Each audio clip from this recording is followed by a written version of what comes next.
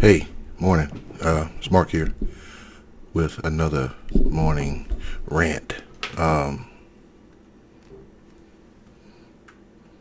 Yeah, that's what time it is. Yeah, I got up about 2:57. Don't ask me why. Please don't ask me why. I don't know why. But I'm up, so let's get started. I'm up, so let's do this. I'm going through the news, right? And I'm looking at different things I want to discuss, different things I want to rant about. And last night I came across this. Last night, it's still. Last night I came across this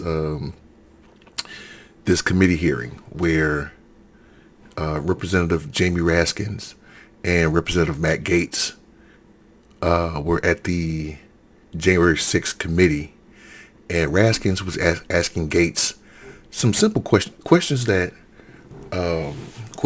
you would ask. Excuse me, questions that you would ask any normal person who felt a certain type of way about the election, whether or not Joe Biden is president. Just regular simple questions. And these are two lawyers, so they're going to go back and forth because definitions and the lawyers are awesome when it comes to words. And so Matt Gaetz tries to play this game over simple questions. And you know what? It's a 9-minute video. Let's go through it. Okay? I'm going to try to play it out before I say anything, but let's go through it. Okay.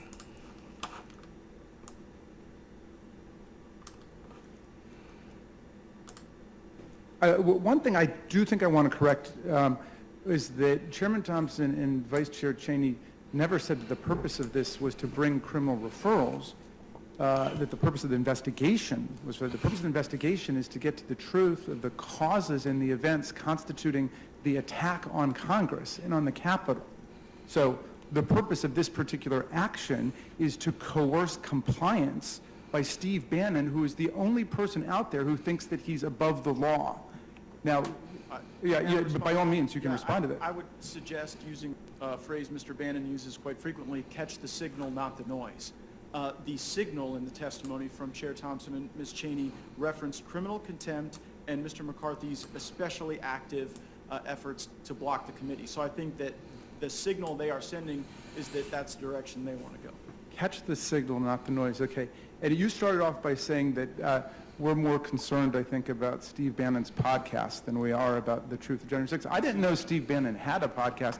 Apparently... Well, did you listen to the statements of the... I didn't know that that's where they were drawn from. He referenced them in his opening. Well, I knew that Steve Bannon was repeatedly saying on January 5th that all hell is going to break loose tomorrow. We are closing in on the target. He was saying it's unlike anything that you're going to expect, and so on. Very similar to other political rhetoric. Okay, fair enough. But here's the point. Let's just speak for real, if we could, Mr. Gaetz. Now, they're doing a little dance here. They're doing a little dance here where they try to clear up some things. Raskin, this is Raskin. He's trying to clear up some things and just try to bloviate on certain issues. But Matt Gaetz won't let him get him get that off. He won't let him end with that. So he tries to clarify what Matt Gaetz is talking about. Well, I'm sorry, what Raskins is talking about. And Raskins is like, okay, I didn't know that those were drawn from that podcast. I didn't know this. I didn't know that. Oh, okay, we're good. So once that's all out of the way, Raskin says, let's just talk. Let's talk turkey here. Let's be honest here. Let me just ask you a question.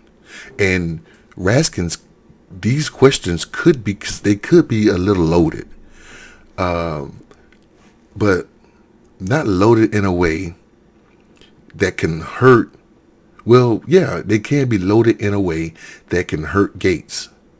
So Gaetz is trying to clarify the question with some of the things that Donald Trump and the Republicans are always trying to clarify them with. But the simple question is, here is the simple question. Give me a simple answer. Gaetz is going to say, well, I don't think it's that simple. So let's watch this dance. The only way I do it. You've been on Steve Bannon's podcast 3 different times. I think way more than 3. Okay, at least 3 times that And he's proud that he was on Steve Bannon's podcast more than 3 times. He's proud of that. I could find just by Googling it here. So the only person mentioning Steve Bannon's podcast is you. No, that's not true. The chairman actually mentioned it in his opening. Okay, then I missed it. He was mentioning statements. He wasn't advertising the podcast or his slogan or whatever. But here's the question I want to ask you. Let's just start with basics. Do you accept that Joe Biden won the 2020 presidential election? I accept that Joe Biden is the president. Do you accept? There you go. Boom. So that question right there that question was not loaded, but the answer was loaded. Do you accept that Joe Biden won the election? He does not accept that Joe Biden won the election, but he accepts that Joe Biden is the president. Joe Biden is sworn in, Joe Biden is the president. But I do not accept the fact that he won the election. Why is that? Because Donald Trump and his supporters and Matt Gaetz' supporters in Florida, I'm so sorry. Yeah. So Matt Gaetz his constituents in Florida, they still believe that Joe Biden lost the election, but he's the president. Now, we can also say that Donald Trump on 2 separate occasions lost the popular vote.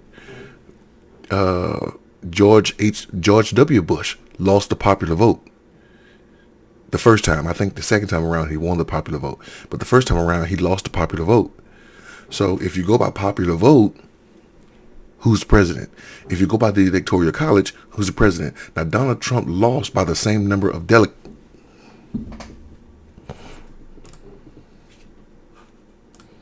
Except that he won the election by more than 7 million votes and defeated Donald Trump by 306 to 232 in the Electoral College, a margin that Donald Trump called a landslide when he beat Hillary Clinton by the same numbers. I think that our election was uniquely polluted by these indiscriminate mail-in ballots. I think that this was the first time in America's history where the mailbox beat the ballot box. Do you think there's any... And that's another thing. That's another thing. He asked them, do you think that Donald Trump, because Donald Trump called his 2016 election a landslide. He called it a landslide. So do you think that Joe Biden, who beat him by the same numbers, is a landslide? Instead of him answering that question, he goes and says, I think that this is the most unprecedented, I'm paraphrasing, this is the most unprecedented election where the mailbox beat the ballot box. Well, I would submit to you this. Each ballot that's mailed in is part of the ballot. Each part, and that's what Republicans are trying to do. Republicans are trying to get rid of the mailbox.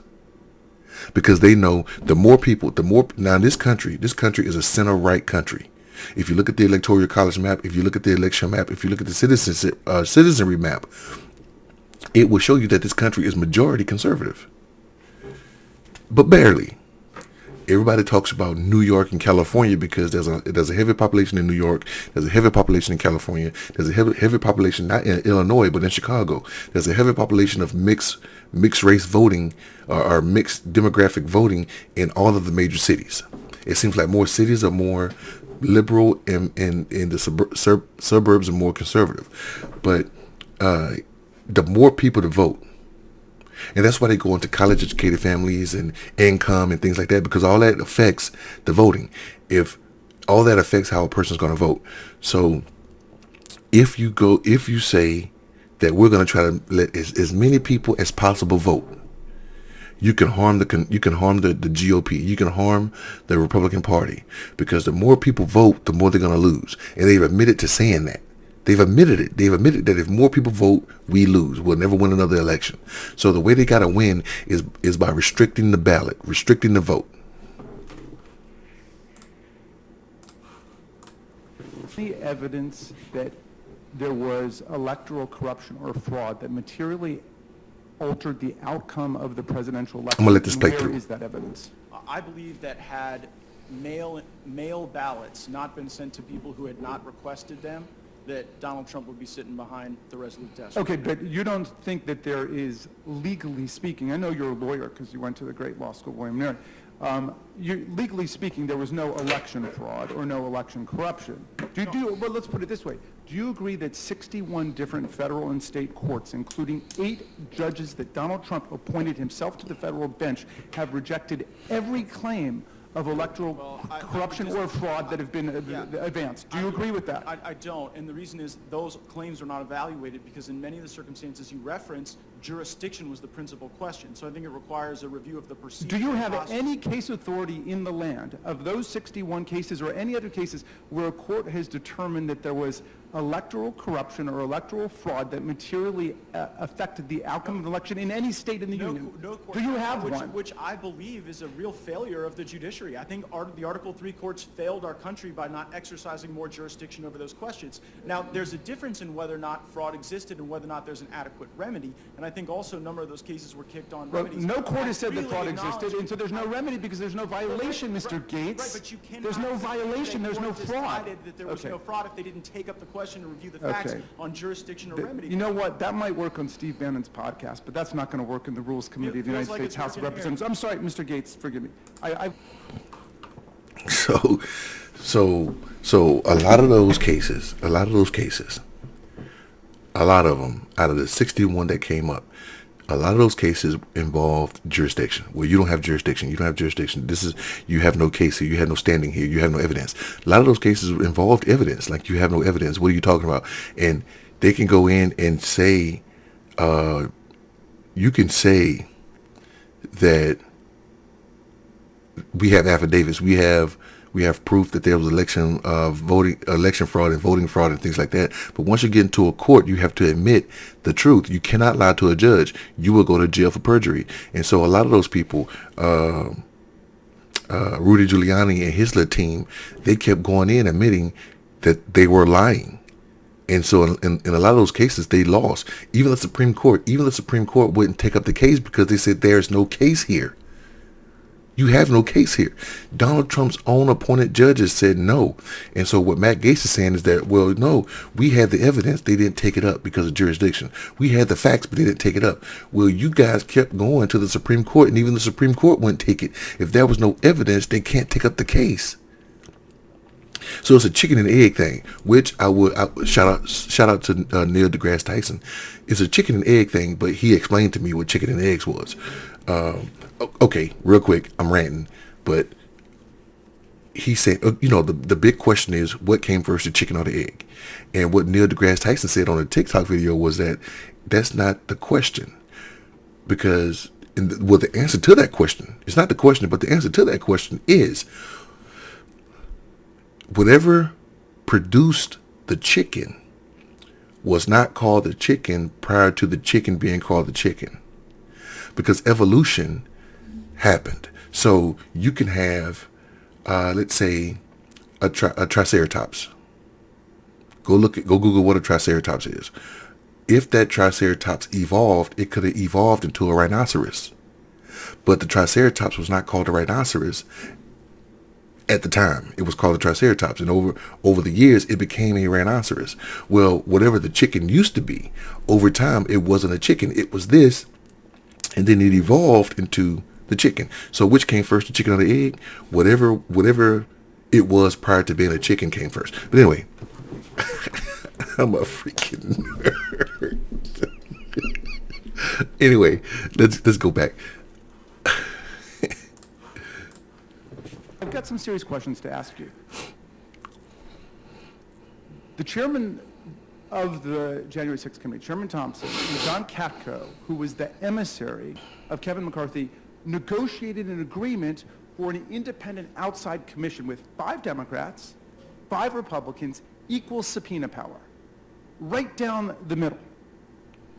And yet Donald Trump decided he didn't like it because he doesn't want anybody investigating January the 6th. So he turned against it, and then the Republican leadership flipped over and turned against it.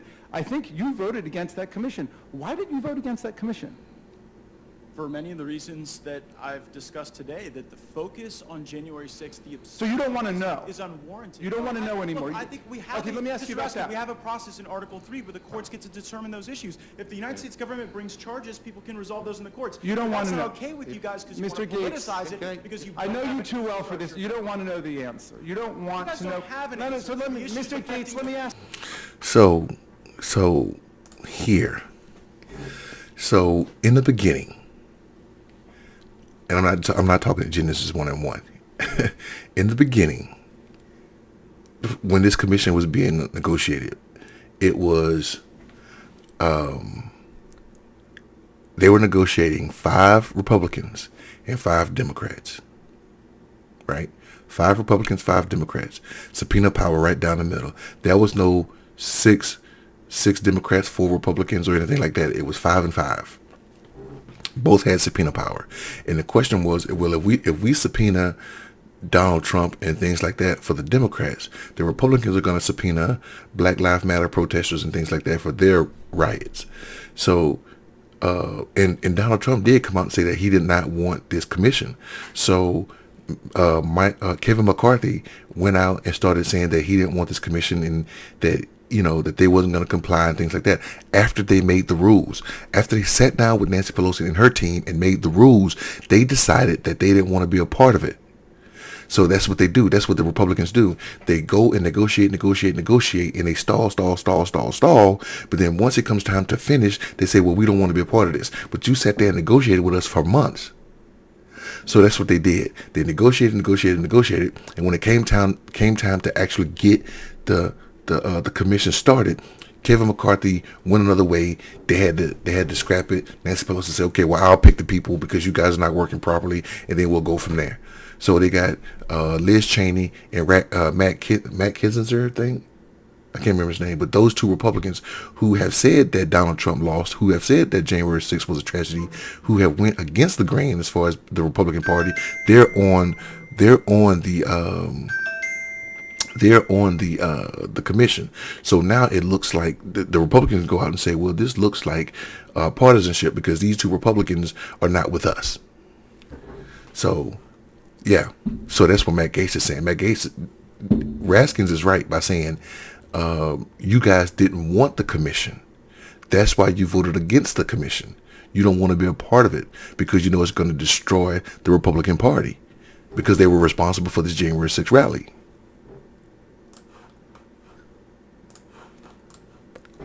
Let me ask you a serious question. The stenographer is trying to take people's words down, and she can't if everybody talks over each other. Okay. So our apologies you have to the yes, stenographer. okay, We're going to thank do you. it civilly like 2 lawyers, okay? Mr. Gaetz, let me ask you this. Let's say that the exact same attack had taken place. Let's assume 145 of our officers were beaten in the face with baseball bats, steel pipes, Confederate battle flags, etc. Let's say they interrupted the counting of electoral college votes for the first time in American history for 4 or 5 hours. Let's say marauders, insurrectionists came into our building and chanted for hanging Vice President Mike Pence. But let's just change the hypothetical. This one element, Mr. Gaetz. Let's say it wasn't the Proud Boys.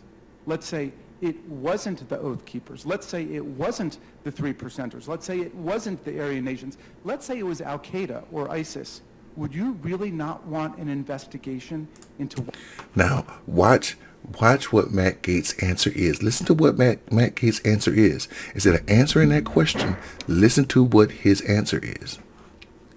What happened with that attack on America? If Al-Qaeda or ISIS attacked the U.S. Capitol, I would think that the least capable institution to bring them to justice would be this January 6th committee. You would not want... I would far prefer the legal process to play out or the military process to play out. If the American people had to rely on the Congress itself as an institution to protect us from ISIS, without law enforcement, without the military, we would be in deep, deep trouble. Okay, is that a new position for you and Mr. Jordan? Because I know you guys It's a have new been involved... hypothetical. Yeah, you've been involved in a lot of different investigations, both of you. For example, does Benghazi ring a bell? I was, I believe, a law student at the Great William and Mary Law School. All right. Well, but before I come to Mr. Jordan, let me... So instead of answering that question and saying, okay, if change who did it,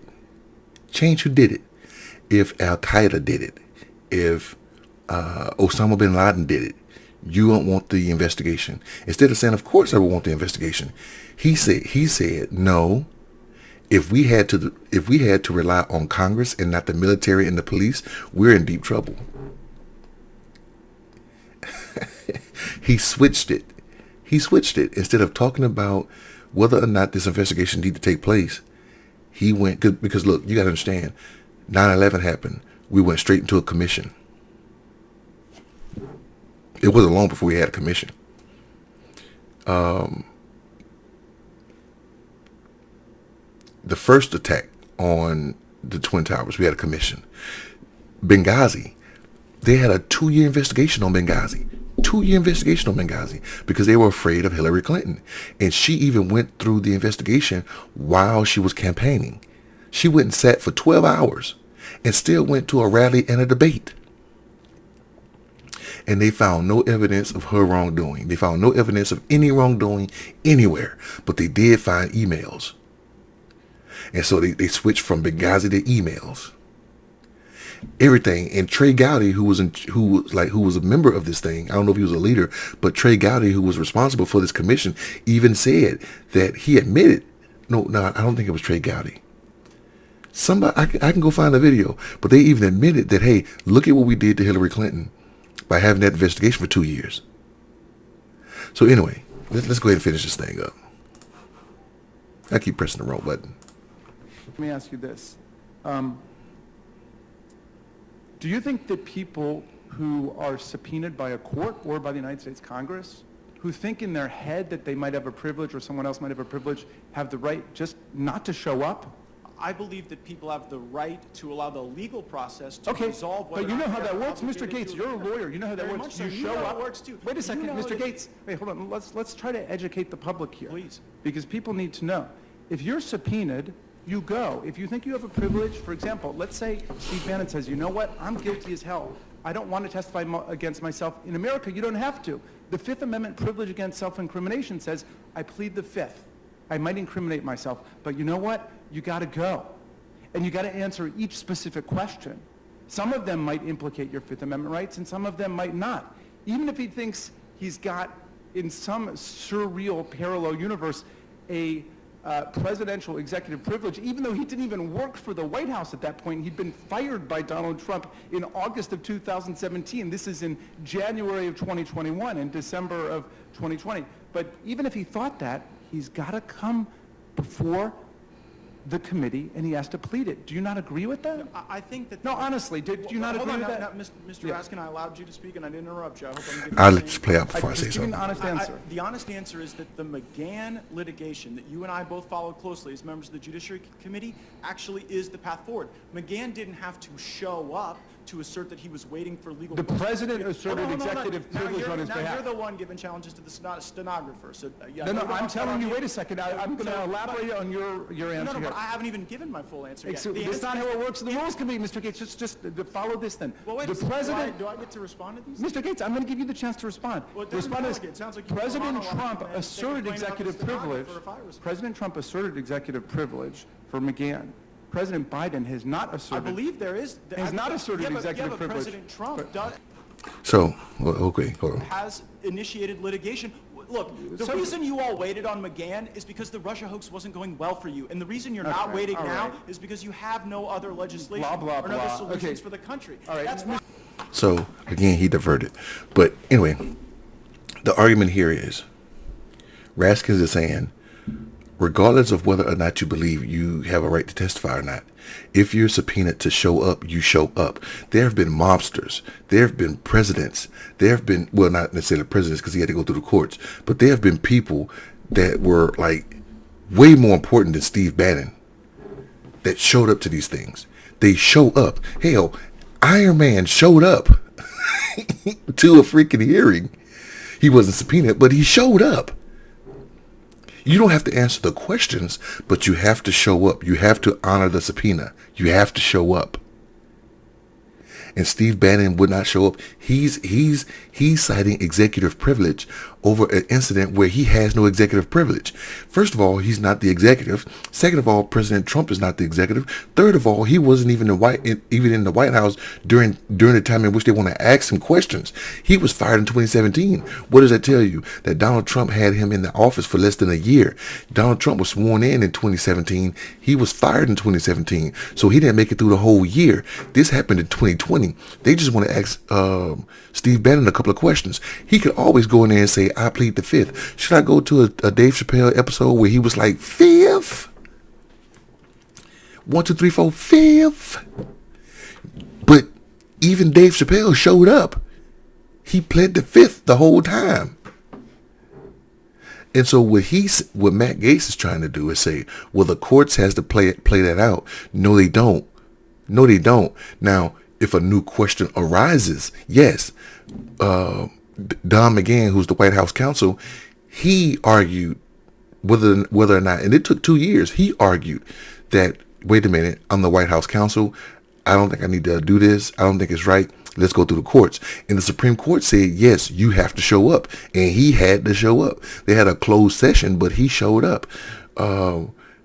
And so that's what Matt Gaetz is saying. Well, you guys, he diverted. You guys lost. You guys sucked on the Russia investigation. So that's why you waited for Don McGahn for 2 years.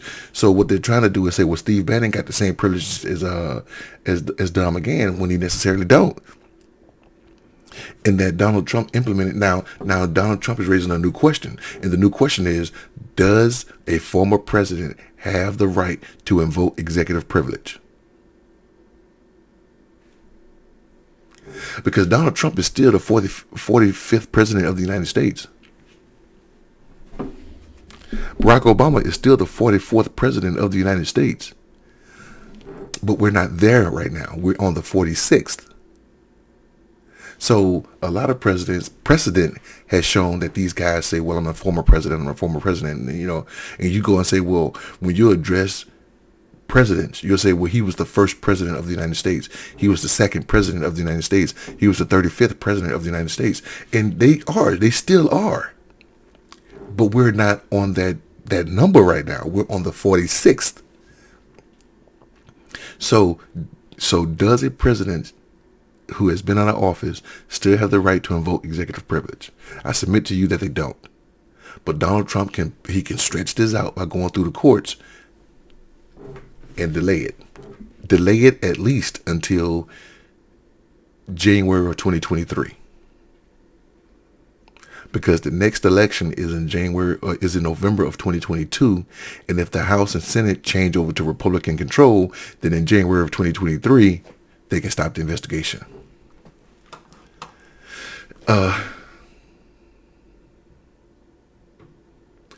I can go into we're going on 30 minutes. I will get into this 2-minute video with Jim Jordan because he's in a lot of trouble too, but I'll leave it here.